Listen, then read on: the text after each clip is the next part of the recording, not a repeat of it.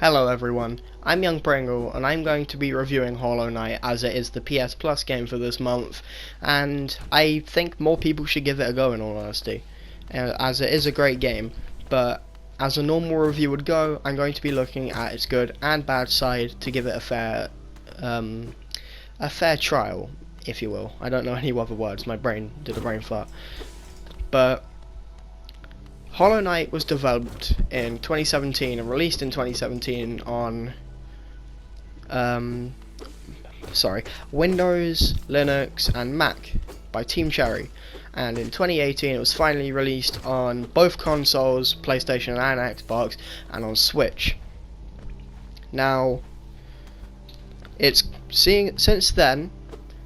about 2-3 years ago, it has got nothing but 5 stars, 10s, 9s out of 10s on pretty much everything it's been rated on, which in my opinion is great because the game is so good.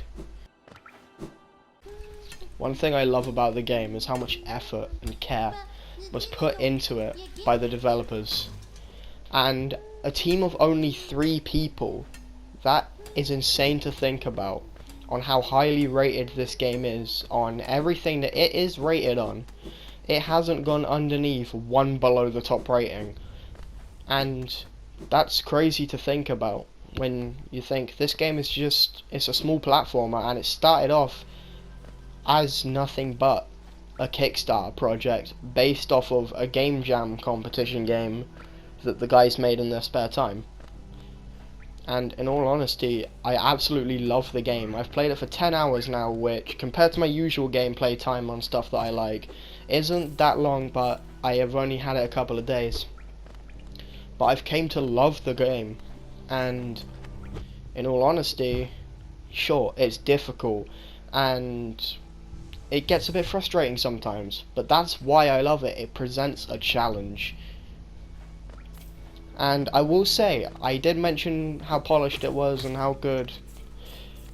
It does have one bug that I've noticed, but it's not that much to talk on, which is sometimes when you respawn from falling into a spike pit or falling onto something sharp and you get transported back to the place you were standing a second ago, you can't jump straight off the bat, which I'm not gonna lie, pisses me off a little bit, because I've ended up losing a shit ton of hearts and even dying just because that won't happen properly.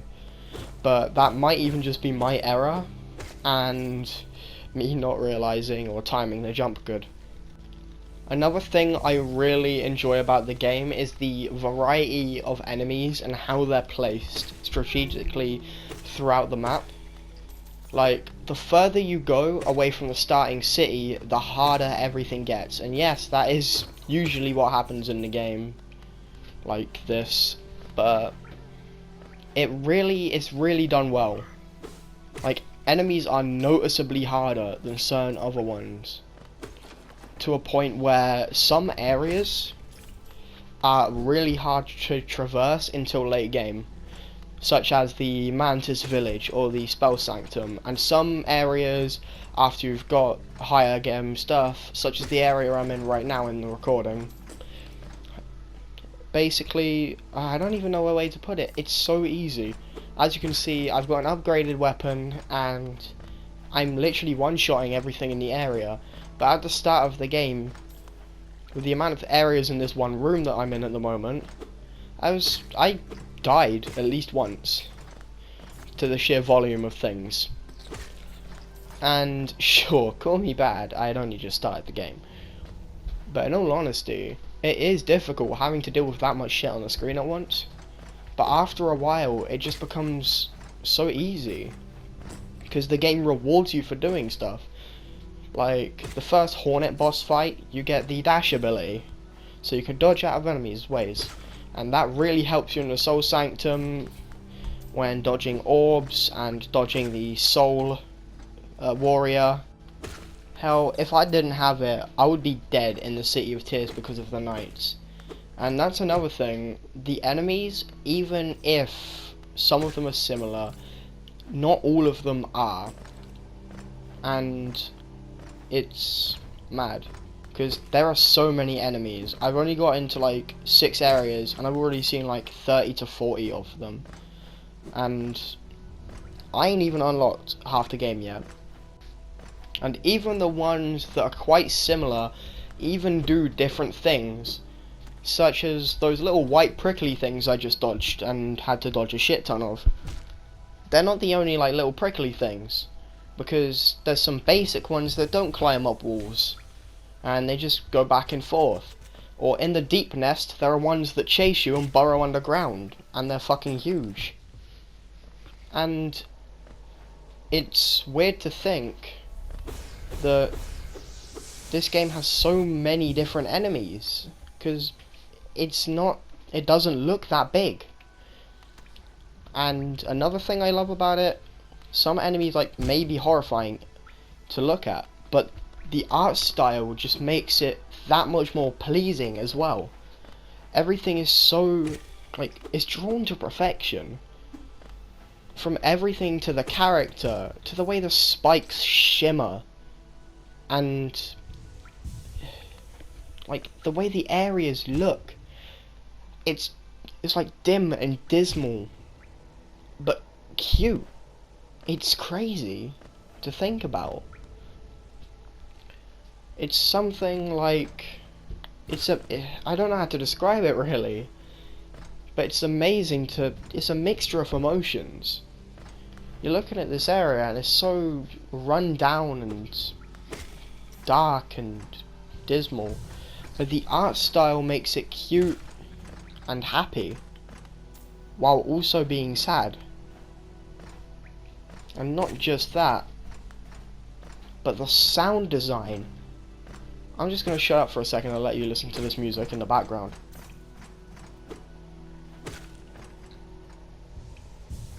It has such an ambience about it, if I'm using the word ambience right, where it's so calming. But then you get into a boss fight or a certain area and the whole vibe changes. Like, I'm not able to get into a boss fight in this video, which is sad in all honesty. I would love to have been able to do that and show you what the sound design is like when fighting something huge, because it goes from calming to so tense you wouldn't believe it.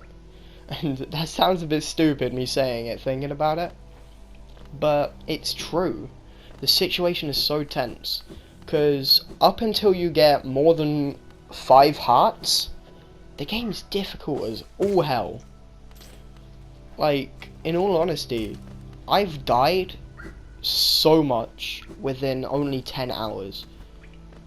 I think only another game, or 2 games, sorry, that I've done that with is the game Neo and Bloodborne.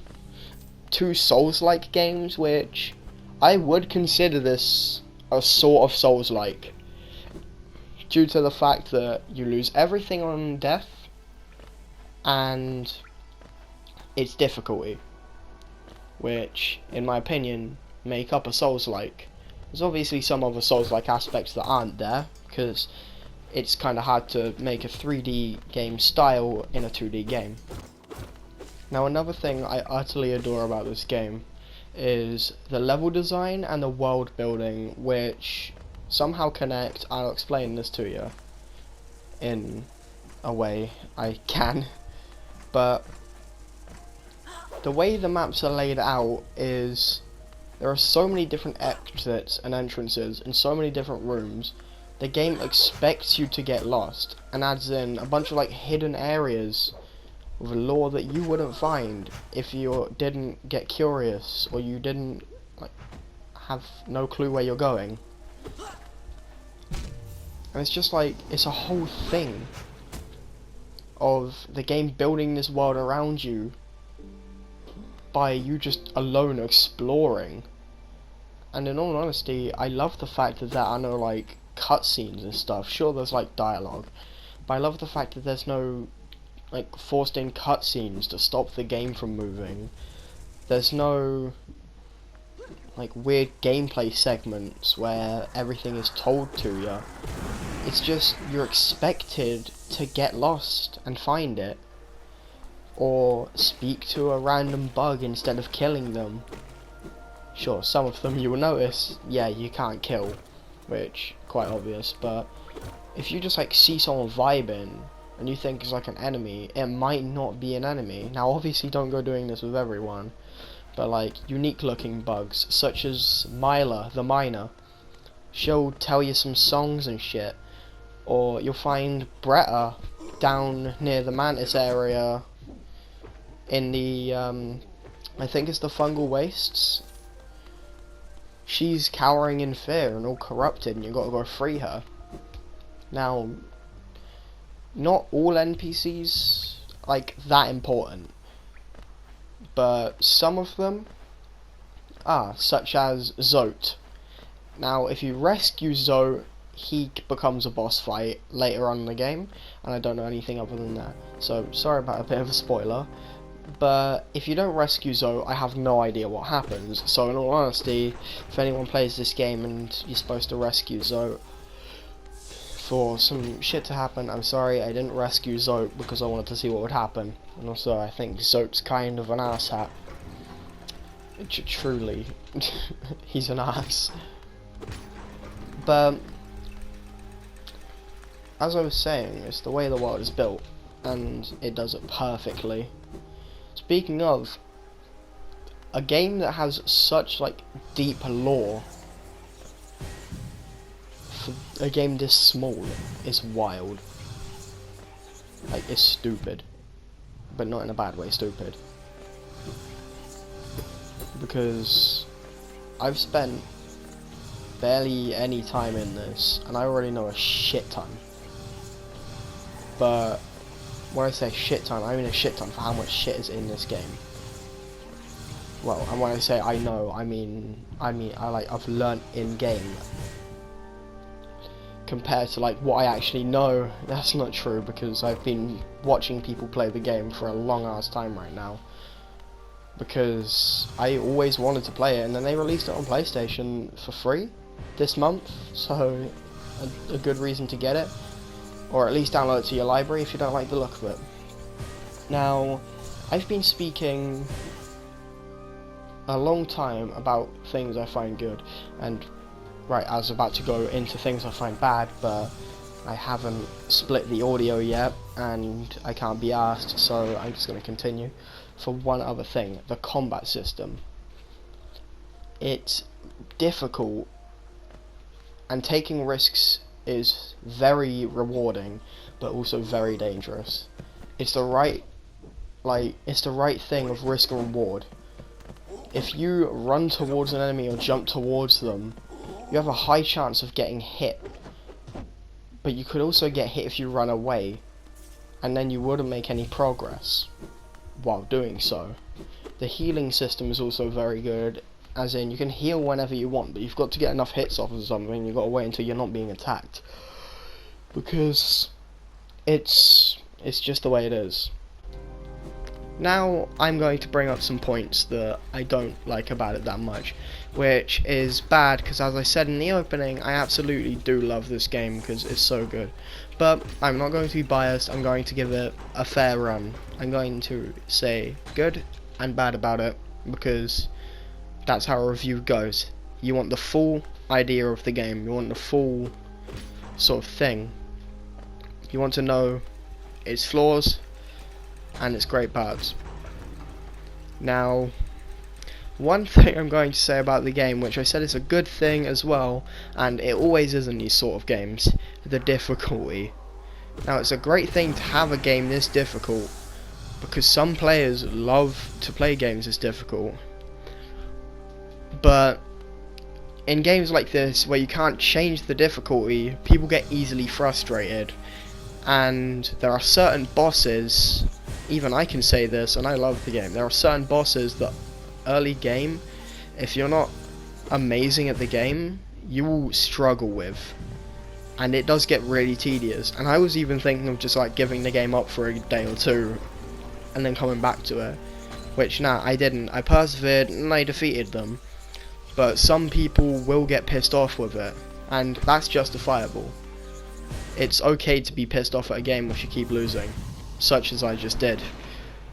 but the difficulty, it doesn't get any easier. In fact, sure, you get things in the game as you progress, but the enemies get way difficult. Way too difficult, in fact, sometimes. Looking at this bastard chasing me, the beefy one, the two flying fuckers that were attacking me earlier. And these are just basic enemies. These aren't considered bosses. These aren't even considered mini-bosses. But the difficulty in these sort of areas is intense. Bad thing is, I need to go through the area I'm in right now, which is the Soul Sanctum, to get something to progress through the Mantis Village, which, in my opinion, a bit easier than the Soul Sanctum because nothing gets shot at you, but the enemies are really fucking quick. Another one of my problems is, while I love the game and all, because of how the sort of like genre is, the sort of game gets dry at some points really easily, and you do need to take a break from it for a while because you just can't grind it out if you're someone like me. And another thing is, I've got like friends on PlayStation that I play other stuff with, and single player games I end up like having to ditch when I play stuff with them because, and if any of them are watching this, probably the boys, I'm not being rude, I'm just saying, like, I don't always have time to play this, so it's kind of good sometimes because it does get dry. But the single player games you don't always have the time to play if you've got friends on the console you're on, which is another sort of bad thing.